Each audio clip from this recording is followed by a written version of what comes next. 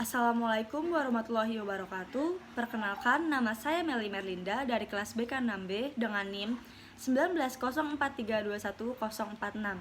Program Studi D3 Keuangan dan Perbankan. Pada kesempatan kali ini, saya akan mempresentasikan mengenai laporan tugas akhir saya dengan judul Prosedur Pembelian Chemical pada PT Metito Indonesia. Sebelumnya, saya ingin mengucapkan terima kasih yang sebesar-besarnya kepada dosen pembimbing saya, Bapak Agus Buntoro SEMM, yang telah menjadi dosen pembimbing saya sampai dengan selesainya laporan tugas akhir ini. Selanjutnya, saya akan menjelaskan mengenai latar belakang dari laporan tugas akhir saya ini. Yang pertama, pentingnya prosedur, dan yang kedua, ketentuan prosedur pembelian dalam perusahaan. Persaingan yang semakin kompetitif pada masa kini menuntut setiap perusahaan untuk bisa menghasilkan produk dengan kualitas yang baik. Kualitas yang baik berasal dari suatu produk yang mendapatkan perhatian khusus dari para pelaku bisnis agar dapat bersaing di dunia bisnis. Untuk menghasilkan suatu barang atau produk yang bermutu tinggi, tentu setiap perusahaan saling bersaing.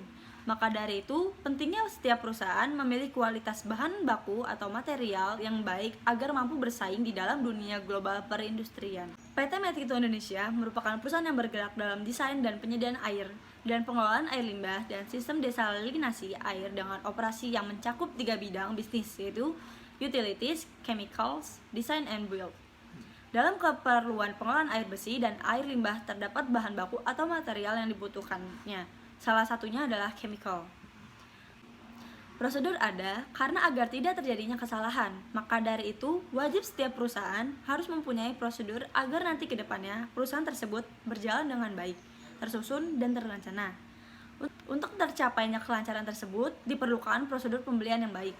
Selanjutnya adalah tujuan penulisan tugas akhir sebagai berikut. Yang pertama, mendeskripsikan fungsi terkait dalam prosedur pembelian. Yang kedua, mendeskripsikan dokumen yang dibutuhkan perusahaan untuk melakukan pembelian chemical. Yang ketiga, mendeskripsikan prosedur pembelian chemical. Dan yang terakhir, mendeskripsikan hambatan dalam prosedur pembelian chemical beserta cara penyelesaiannya. Selanjutnya adalah landasan teori, di mana pengertian prosedur berasal dari kata bahasa Inggris atau prosedur, yang artinya cara atau tata cara atau jalan.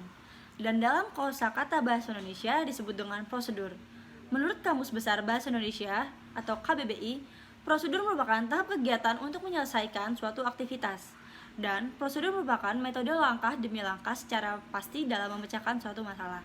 Prosedur biasanya akan berbicara mengenai Standard Operating Procedure atau SOP, yang dimana maksud dari Standard Operating Procedure atau SOP merupakan suatu dokumen berisikan tata cara atau proses untuk melakukan suatu kegiatan secara stabil untuk mencapai tujuan yang diinginkan.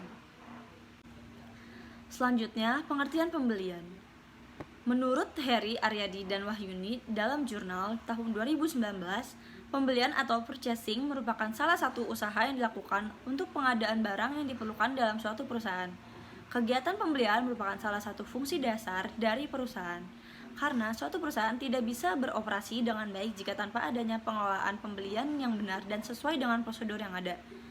Dalam pembelian tersebut, munculnya akibat adanya permintaan barang atau jasa yang akan diproduksi untuk menghasilkan suatu barang atau jasa untuk mendapatkan keuntungan. Selanjutnya adalah pengertian chemical. Chemical dalam kosakata bahasa Indonesia artinya yaitu bahan kimia. Chemical merupakan sebuah zat murni atau sesuatu bahan campuran yang terdiri dari berbagai macam elemen-elemen kimiawi. Chemical bisa dihirup, dilihat, serta disentuh dan tersusun dari bahan kimia. Selanjutnya adalah sejarah singkat PT Metito Indonesia. Metito memiliki kantor yang berlokasi strategis di seluruh dunia dan dengan jaringan yang sedemikian rumit. Grup secara efektif mengelola ribuan proyek yang mencakup 4 benua. Markas besar global Metito berada di Technopark Dubai, yang didukung oleh kantor-kantor regional yang berlokasi strategis di Sharjah untuk Uni Emirat Arab, negara-negara Teluk dan Arab Saudi, Kairo untuk Afrika, Shenzhen untuk Cina, dan Jakarta untuk Asia Tenggara. Salah satunya kantor regional Metito yang merupakan perseroan terbatas yang didirikan di Indonesia. Perusahaan awal didirikan dengan nama PT Tirta Makmur Murni berdasarkan Akta Notaris nomor 28 tanggal 3 Desember 1996. Akta tersebut dilantik oleh Kementerian Kehakiman Republik Indonesia dalam keputusan nomor C2-318-HT.01-01-TH98 tanggal 21 Januari tahun 1998. Lalu, adanya perubahan nama menjadi PT Metito Indonesia dengan akte perubahan anggaran dalam persoran nomor 24 tanggal 23 November tahun 2000. Perusahaan bergerak dalam desain dan penyediaan air dan pengelolaan air limbah dan sistem desalinasi air. Kantor pusatnya berlokasi di Jalan Ampera nomor 18A, Kemang, Jakarta Selatan, Indonesia. Dengan beberapa site office, diantaranya Pelabuhan Asam-Asam di Kalimantan Selatan, Pelabuhan Dumai, dan Pelabuhan Tanjung Balai Karimun di Riau. Selanjutnya memasuki pembahasan. Pembahasan kali ini terbagi menjadi 4, yaitu yang dimana yang pertama, fungsi terkait dalam sistem pembelian chemical pada PT Metito Indonesia.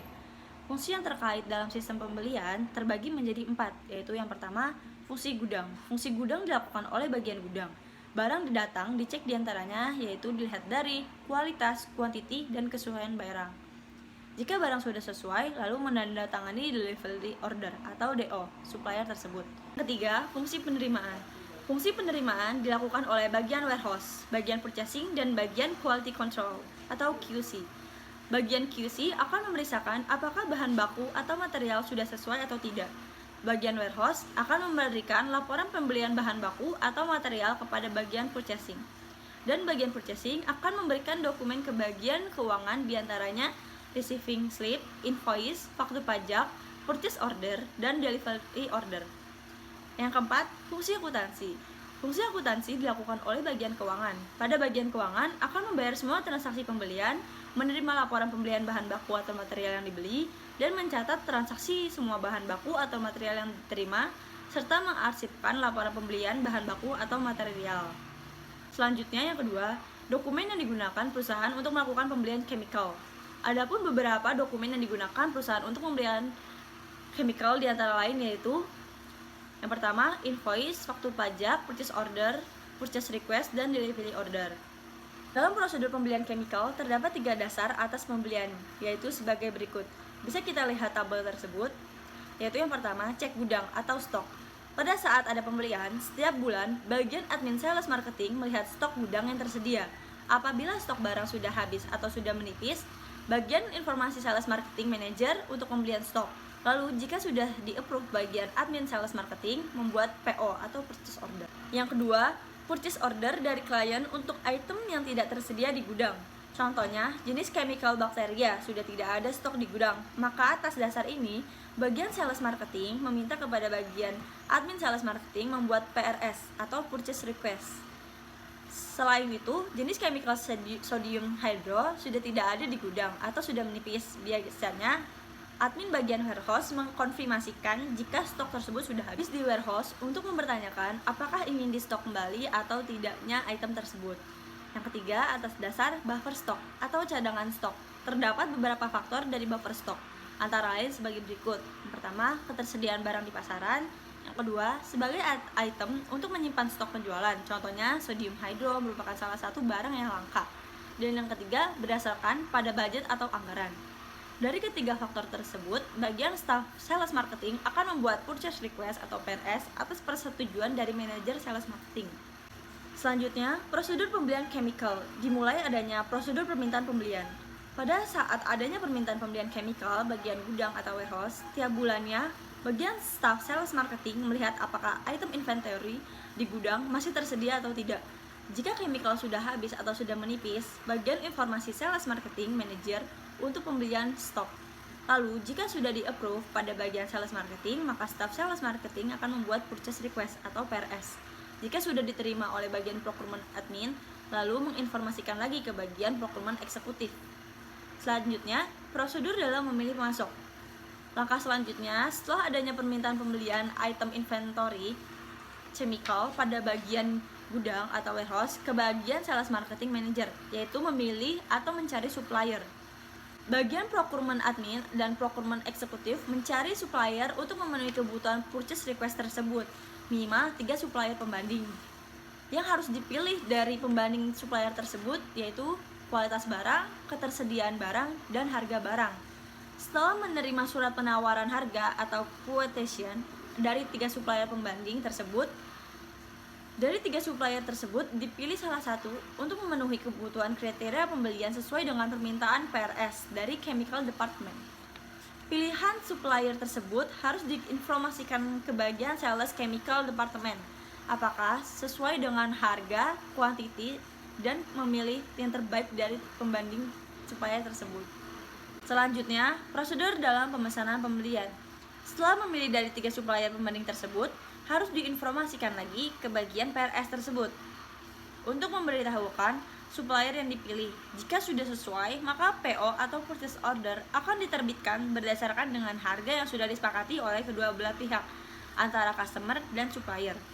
Selanjutnya, purchase order tersebut harus di-approve oleh manajer procurement, yang dimana isi dalam PO tersebut harus ditercantum nama, alamat pemasok, nomor PO, tanggal PO, nomor NPWP, deskripsi barang, kuantiti, harga, pajak, syarat dan ketentuan pembayaran, dan total harga. Lalu, manajer procurement tersebut mensubmit PO tersebut ke bagian Departemen Finance untuk mendapatkan approve dari bagian keuangan atau finance. PO tersebut kembali ke Departemen Procurement yang sudah ditandatangani oleh Direktur Finance. Setelah purchase order sudah ditangani oleh Direktur Finance, PO tersebut langsung didistribusikan kepada supplier atau sudah sepakat adanya pemesanan berdasarkan informasi PO melalui scan, email, teks ke supplier. Jika supplier sudah menerima pesanan tersebut, delivery chemical supplier sesuai dengan PO mengenai detail barang yang dibutuhkan. Receive barang oleh bagian gudang dicek lagi apakah barang tersebut sudah sesuai atau masih ada yang kurang. Apabila sudah sesuai, maka bagian gudang atau receiver menandatangani PO dari supplier tersebut. Setelah itu, supplier menerbitkan invoice tagihan mengenai barang yang dikirim beserta dengan kelengkapan dokumen-dokumen penagihan lain yang dibutuhkan, misalnya invoice, faktur pajak, delivery order, kopi purchase order dari perusahaan. Selanjutnya, prosedur atas pencatatan pembelian. Pencatatan atas pembelian akan dilakukan oleh bagian keuangan PT Metito Indonesia. Setelah invoice dari supplier telah diterima oleh bagian keuangan akan melihat kelengkapan dokumen-dokumen penagihan tersebut. Apabila sudah lengkap, akan diproses pada pencatatan biaya atas tagihan tersebut. Dan jika dokumen tersebut tidak lengkap, bagian keuangan akan mengembalikan kepada supplier tersebut melalui telepon atau email ke supplier tersebut atau menambahkan dokumen yang lain. Pencatatan biaya atas tagihan harus sesuai dengan yang tercantum di dalam PO tersebut. Dan yang terakhir, prosedur atas pencatatan bagian gudang. Pencatatan bagian gudang akan dilakukan oleh bagian gudang. Jika barang sudah datang, barang yang datang akan dicek kualitasnya, kuantiti apakah sudah sesuai, dan kesesuaian barang yang dipesan. Jika sudah sesuai, maka surat delivery order tersebut akan ditandatangani. Dan yang terakhir, prosedur atas pencatatan bagian gudang. Pencatatan bagian gudang akan dilakukan oleh bagian gudang. Jika barang sudah datang, barang yang datang dan yang terakhir, prosedur atas pencatatan bagian gudang. Pencatatan bagian gudang akan dilakukan oleh bagian gudang. Jika barang sudah datang, barang yang datang akan dicek kualitasnya. Quality apakah sudah sesuai dan kesesuaian barang yang dipesan. Jika sudah sesuai, maka surat delivery order tersebut akan ditandatangani. Barang tersebut akan disimpan pada warehouse dan membuat dokumen stock receipt voucher atau SRV yang nantinya untuk penambahan persediaan barang pada inventory report atau look book warehouse. Selanjutnya, adanya hambatan dan solusi yang dihadapi dalam pembelian chemical pada PT Metito Indonesia. Ada beberapa hambatan yang dialami di perusahaan dalam melakukan pembelian chemical, yaitu sebagai berikut. Yang pertama, barang terkadang kosong atau tidak ada di stok. Barang kosong atau tidak ada di stok karena disebabkan tidak adanya barang di gudang dan terkadang memang barangnya susah untuk ready stock atau langka. Contohnya yaitu seperti sodium hydro. Dan yang kedua, kadar atau kandungan chemical tidak sesuai standar yang diinginkan. Dikarenakan tidak sesuainya standar yang diinginkan, perusahaan tidak mau menerimanya karena tidak sesuai dengan pH yang ada di dalam kandungan tersebut. Maka dari itu, perusahaan sangat teliti dalam melakukan uji kelayakan kadar chemical agar tidak merugikan pihak manapun. Yang ketiga, chemical import terkendala pengiriman dalam waktu yang lama. Pada bagian ini, lamanya waktu pengiriman dikarenakan terkendalanya jauhnya lokasi yang ditempuh dan transport. Yang keempat, chemical import terkendali di bagian bea cukai atau zona merah. Dalam pengiriman chemical, di bagian bea cukai cukup lama dikarenakan adanya pertanyaan untuk apa chemical digunakan, fungsi dari chemical tersebut. Untuk mengatasi hambatan yang ada, PT Metito Indonesia membuat solusi sebagai berikut. Yang pertama, apabila banyak barang, kita stok yang banyak. Apabila barang tersedia atau chemical, kita stok banyak untuk chemical yang langka. Yang kedua, diadakan uji kelayakan atau jar test. Sebelum melakukan pembelian, diadakan uji kelayakan pada kadar chemical apakah memenuhi persyaratan atau tidak sebelum barang tersebut dibeli. Yang terakhir, memperhitungkan lead time pemesanan atau memperhatikan waktu pemesanan. Pemesanan tidak dilakukan pada saat stok menipis, jadi harus dihitungkan kapan datangnya stok impor dan pemesanan. Selanjutnya, adapun kesimpulan yang bisa saya sampaikan.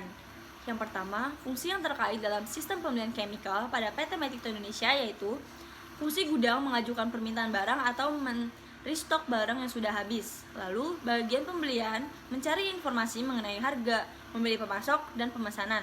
Selanjutnya, pada bagian penerimaan pemeriksaan kelengkapan atau kesesuaian dari barang yang dipesan. Dan fungsi akuntansi, membayar semua tagihan atas transaksi pembelian, mencatat laporan, dan mengarsipkan laporan. Yang kedua, dokumen yang digunakan perusahaan saat pembelian chemical yaitu diantara lain invoice, faktur pajak, purchase order, purchase request, dan delivery order. Yang ketiga, prosedur pembelian chemical yaitu pada prosedur permintaan bagian gudang melihat apakah ketersediaan barang masih restock atau tidak. Pada prosedur memilih pemasok, mencari supplier pembanding yang terbaik. Pada prosedur pemesanan barang dari supplier yang sudah dipilih. Pada prosedur pencatatan pembelian, pada bagian ini bagian keuangan melihat kelengkapan dokumen penagihan. Selanjutnya, prosedur atas pencatatan bagian gudang. Bagian gudang mengecek kualitas, kuantiti, dan kesesuaian barang yang dipesan. Dan yang terakhir, pada saat menangani hambatan dalam melakukan pembelian chemical, perusahaan mampu dalam menangani dan mengatasi dengan cara memperhitungkan stok atau chemical yang langka untuk di stok lebih, dan memperhitungkan waktu pemesanan, karena pemesan chemical harus diadakannya uji kelayakan atau jar test. Juga pada bagian bea cukai atau zona merah, banyaknya pertanyaan untuk apa chemical tersebut digunakan. Selanjutnya, berdasarkan kesimpulan yang ada, penulis memberikan saran yang dapat menulis sampaikan terhadap PT Metito Indonesia agar sekiranya prosedur pembelian yang belum berjalan dengan baik, ada beberapa hambatan diharapkan dapat diperbaiki dan lebih disempurnakan. Untuk hambatan pada bagian barang yang dibeli kosong atau tidak ready stock, alangkah sebaiknya diperhitungkan lagi dalam pemesanan sebelumnya agar tidak menunggu barang kembali siap. Pada saat pembelian chemical, alangkah baiknya lebih dikaji lagi pH yang ada di dalam kandungan tersebut agar tidak merugikan pihak manapun. Akhirnya, kita berada di penghujung presentasi laporan tugas akhir saya. Kurang lebihnya mohon maaf. Wassalamualaikum warahmatullahi wabarakatuh.